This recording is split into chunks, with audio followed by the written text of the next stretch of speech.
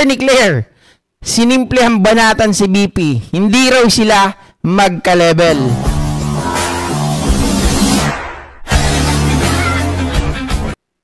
Ayan mga ka-GP Natics, ano?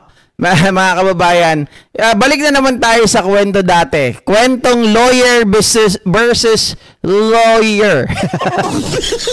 Pagkaiba yan ha, mga kababayan ha. Kasi nga naman, sabi ni BP Sara Duterte, binanatan niya, si Attorney Claire, na hindi daw sila pwedeng maging mag-best friend.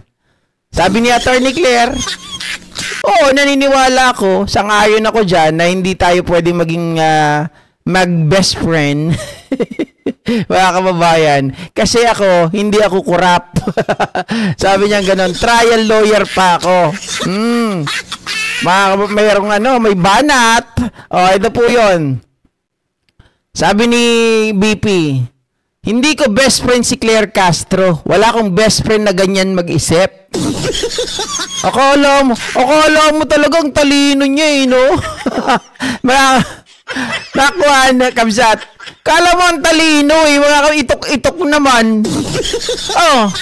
Sabi ni Attorney Claire, ang ganda pa ng tawa eh. Totoo naman, admitted na hindi kami pwedeng maging best friends. Hindi rin ganun ako mag-isip. Hindi kasi ako korap. Wala akong confidential funds. Basag eh. Basag. Mga kababayan, unang-una, yung pagkakasabi ni Attorney Claire siguro, alam mo, may pagkaloko rin si Attorney Claire eh. Di ba? Mga kababayan, may mga patama eh. Pero kung titingnan mo po kasi, yung kanilang level siguro naman, kahit papano mga kababayan, masasabi natin, iba talaga, malayong yung level. Kasi si Vice President Sara, ito sabi niya ganon, is a lawyer who passed the Philippine Bar Exam in 2005. She earned, mga kababayan, her Bachelor Plus degree from San Sebastian College, Recoletos, after initially studying respiratory therapy at San Pedro College. While she is a licensed lawyer, she is not actively practicing law in a typical capacity due to her political and government roles. And she has a large legal defense team for her current impeachment trial. Diba?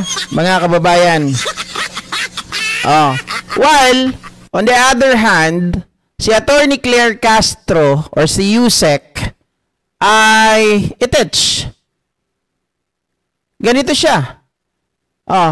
Claire Castro placed among the top 20 for the Philippine Bar Examination, securing the 13th spot. She graduated cum laude from her Bachelor of Laws degree at the University of Santo Tomas. Mga kababayan, malayong malayo. Sobrang layo. 13th placer. Graduated cum laude pa. Anak ng tinapa. Kita nyo naman yan. Tapos, ikukumpara mo yung sarili mo, sasabihin mo na hindi kayo pwedeng maging best friend. Ang tanong kasi dyan, mga kababayan, si BP Sara Duterte, gusto ka bang maging best friend? Si Attorney Claire Castro, gusto ka bang maging best friend? Diba? Mga kababayan, kung magsalita ka, hindi kami pwedeng maging best friend. Bakit? Gusto ka rin ba ni Attorney Claire Castro? Mga kababayan, gusto ka rin ba ni Attorney Claire? Yan ang tanong eh. Tama, Mama Annabelle, si Sara na-kick out sa sa San Beda muna bago napunta sa San Sebastian, 'di ba? Tama ba? Mga kababayan?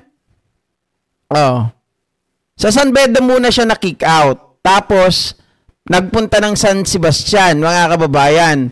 At ang bali-balita, ito ay bali-balita o rumor na sinasabi nila, graduate daw ito si Sara Duterte dahil lang po sa fraternity. Brotherhood ng kanyang tatay, parehas daw. Magkabrad daw sila ng tatay. Ngayon, mga kababayan, during the exam, ito ay hindi ko naman hindi ko sinasabing, hindi naman na-establish na facts. Pero, ito yung mga talagang kumakalat na balita noon. Kasi, hindi nila makita. Alam natin, si Sarah, hindi siya practice lawyer, di ba? Unlike kay Attorney Claire. At itong si Sarah, mukhang walang hinawakang kaso. Right after na sila po ay makapasa, mga kababayan, ayun na agad. 'Di ba? Wala na. Walang hinawakan talaga 'to. Walang pinanalong kaso. Mga kababayan, itong si Sara Duterte. So, ano gagawin mo? Balikan natin yung kwento. GP, ano yung kinukwento mo kanina? Na nakapasa ito si Sara dahil sa fraternity?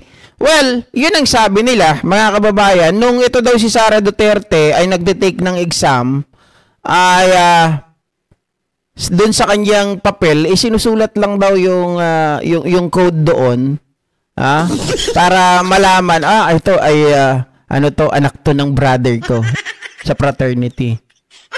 Tapos ipinasa na daw.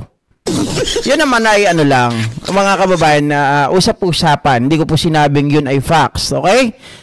Para maliwanag. Pero kung yun ay totoo, mga kababayan, salimpusa lang pala to si Sara. 'Di ba? Kung yan ay totoo, mga ka-GPnatics, itong si Sara pala ay talagang walang kwenta. Kaya pala maraming bagay ito na hindi maintindihan. Kaya maraming mga pangyayari na tayo mismo, mga ka-GPnatics, ay nagugulat. Kasi itong si Sara Duterte, bilang isang abogada, dapat mas naiintindihan niya ang batas. 'Di ba? Katulad ngayon, mga ka-GPnatics, ipinagpipilitan niya na dapat daw si Pangulong Bongbong Marcos ay magpa-drug test. Samantalang konstitusyon natin ang nagsasabi nun na hindi natin pwedeng pilitin. Well, in fact, yan din ang naratibo nila Harry Roque dati. Diba? Sabi nila, halal ng bayan, siya ang may karapatan, siya ang pwedeng magdesisyon kung ikaw ay pakikinggan. Diba? Pero hindi mo siya pwedeng pilitin. Diba? Mga kababayan, ayun, takot sa kay Digong kaya naging abogaga siya, umay. Sabi ni Ma'am Irma Kapuyan. Tama, lawyer si Sara Lustay. Lakas makipaglaban kay Yusek Claire, itok-itok lang ang alam. Yun ang nakakahiya.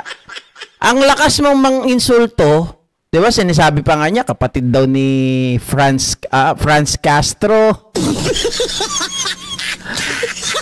Pero di hamak na mas magaling sa kanya. Biruin mo, from kick i-compare mo, kick out, 'di ba? Tapos yung isa cum laude. 13th placer, tapos yung isa nobody.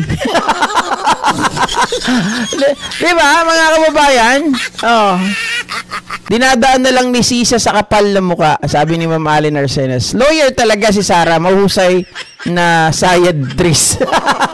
Sayadris. Kitang-kita naman na tanga si Lustay. Siguro, mga kababayan, marami ako nakikita dito na mas matalino pa kay Sara Duterte. Pwede nyo nga siyang palitan bilang busy. Kaya kung konti mga DDS, wala namang kasing naniniwala sa kanila. Alam ng taong bayan, sindikato ang pinaglalaban. Kaya lang sila marami dahil sa trolls, di ba? Yan ang katotohanan yan, mga ka-GPnatics. Kaya, just me yung marimar. Kaya ang laki ng tawa ni Attorney Claire dito Nakita ko yung tawa niya, Mga yung tawa ni Attorney Claire habang tinatanong siya, Sabi niya gano'n, hindi kasi ako corrupt at wala akong confidential funds. Totoo naman, mga ka-GPnatics. Hindi siya corrupt. Parang sinabi niya na corrupt si Sara. Kaya lang hindi niya pwedeng sabihin yun Kaya kababayan na diretsahan. At wala siyang confidential funds. Etong si Sara, meron. Parang meron pa nga ako isang nakita na isa ring tanga na congressman. Akala ko nung una, okay. Sabi niya ganun, lahat daw may insertion. Maliban sa vice president. Hindi ba naman tanga? Hindi naman legislator to. Ang pinaka-insertion niya, ng pinaka-pidap niyan, mga kababayan, yun. Yung Confi funds. Mamali na Senes pang asar na tawa ni Yusek, di ba? Grabe yung tawa ni Yusek dyan. Ito nga, meron pang isang video. Saan na ba yun?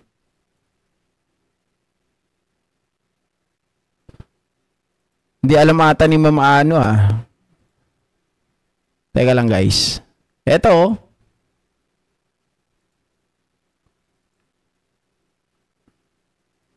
Grabe tower niya rin dito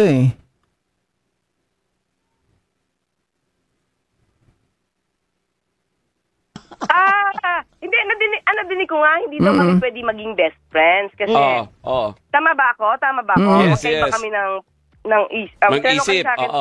Mag-isip. Sabi ko, admitted naman na hindi kami magiging best friends. Kasi hindi talaga kami pareho mag-isip. Sabi ko, ang sagot ko kasi dyan, kasi trial lawyer ako since passing the bar. At hindi naman ako kurap at wala akong confidential fund. Trial lawyer ako since passing the bar. So mga kababayan, parang sinabi niya, trial lawyer ako since passing the bar. On the other hand, yung babaeng yon loka-loka. Hindi naman trial lawyer yon. Hindi man lang nag-practice. Di ba? But then again, mga kababayan, she always using yung kanyang title. Hoy, attorney ako, abogada ako ganun-ganun lang. Pero anong silbi ng pagiging abogada kung di naman nagagamit? 'Di ba? Mahihirapan ako mag-isip. Teka, ulitin ko lang. Meron pa palang dagdag yung kwento ko. Ang sabi nila, ang kasunduan daw nung ipinasa si Sara para maging abogado, ang pwede lang daw niya gawin bilang isang abogado, mga kababayan, ito daw yung kasunduan daw. Baka sabihin nyo, nagpapakalat ako ng fake news. Ayon sa sabi-sabi, ang pwede lang daw gawin ni Sara Duterte, kaya walang hinahawakang kaso. Okay, hindi siya naging trial lawyer, hindi siya nag-aral o nag-practice, mga kababayan, dahil ang sabi daw sa kanya, pang notaryo lang siya pwede.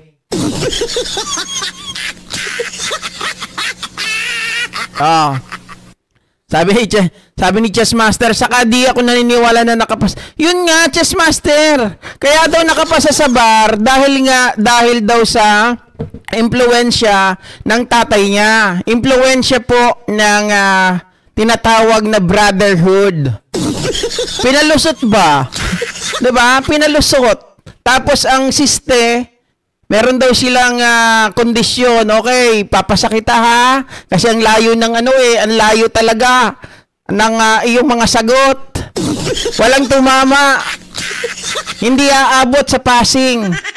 O ipapasakita, pero kailangan na pang notaryo publiko ka lang Hindi ka pwedeng humawak ng kaso. Yun daw. Ay, hindi. Baka sasabihin nyo, sinungaling ako. Hindi. Ano yun? Yan yung usap-usapan way back, mga kababayan. Nung simula, nung kinalaban niya na si FL Lisa, lumabas yan, yung kwento na yan. Nakalimutan ko na nga kung sino yung nagkwento sa akin yan. Alam ko si JDB nagkwento pa sa akin yan. Sabi daw ng mga tropa pips niya, yung mga kakilala ng kakilala, syempre alam niyo, rumors nga diba? Kwentuhan, walang kabulbulan. Walang kabuluhan. Yan ang sinasabi nila na nakapasa daw ito sa bar exam dahil po sa impluwensya ng brotherhood ng tatay niya. Okay? Tapos yun na nga, mga kababayan, nung ipinasa siya, ang kasunduan, pang notaryo publiko ka lang. Si Attorney Claire, trial lawyer. Pero si Sara, trying hard. Hayop na yan. Nag-aral pa siya para lang magnotaryo. Hindi, para magamit lang niya yung yung title na abogada siya. 'Di ba? Totoo yan, kick out din siya sa school o sa San Beda bago siya nag San Sebastian, di ba? Kaya pala laging nag-violate ng rule kasi wala naman alam. Sabi ni Sweetie Girl. Alam nyo na, mga kababayan, kayo na ang bahalang humusga kung tama ba yung rumor. Kasi sa mga ipinapakita ni Sara Duterte, it appears, di ba, na totoo yun. Kasi nga, lagi siyang nagbabiolate sa batas. Ito, one example. Unang-una, sabi niya ganito, mga kababayan, nung nagwawala siya doon sa Congress, siya daw ang tatayo na counsel nitong si Zulaika Lopez. Okay, tama ba yon or mali? Mga kababayan, siyempre mali. Di ba? Mali. Unang-una, vice president ka. So kung gusto mong tumayo as legal counsel ni Zulaika Lopez, dapat mag-resign ka muna. Kasi hindi ka pwedeng mag-practice ng law, mga kababayan, while hawak-hawak mo ang pwesto or may pwesto ka sa gobyerno. Ng pagiging vice president, mga kababayan. Kung titingnan ninyo, ganito yung mga si Vice President Sara, attorney siya, di ba? Bakit nawawala yung attorney niya? Sa pangalan, mga kababayan. Napapansin nyo ba yung mga abogado na mga senador? Nawawala din yung attorney sa kanilang pangalan. Bakit? Kasi nga, mga kababayan, hindi sila pwedeng pagsabayin yung mag-practice ng law at the same time ay may hawak po silang pwesto ng pagiging senador, ng pagiging presidente, or kaya pagiging vice president. So, mamili ka doon sa dalawa. Kung gusto mo mag-practice ng law, umalis ka, mag-resign ka, bumaba ka sa pwesto. Ganon lang yon, mga kababayan. Kaya nagtataka ako, sabi kong ganon. Bakit itong si Sara Duterte, sinasabi niya na siya ang magiging counsel ni Zulaika Lopez, samantalang hindi pwede. Sabi ni Ma'am Ninita Kayabia, baka nga bully yan sa school, pati nga raw mga teacher na, isang patunay na yan na bully yan, biruin nyo mga kababayan, yung sheriff nga sinuntok Diba? At si Digong na rin ang nagsabi, spoiled brat yan. Sira ulo yan si Sara. Mga kababayan, diba? Hindi raw kaya ni Digong yan si Sara kasi sobrang tigas ng ulo.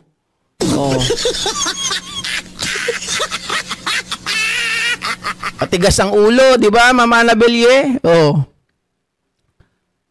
Ay, baka nawawala yung sound ko, sabihin nyo sa akin, Hindi totoo, salbahe daw talaga yan.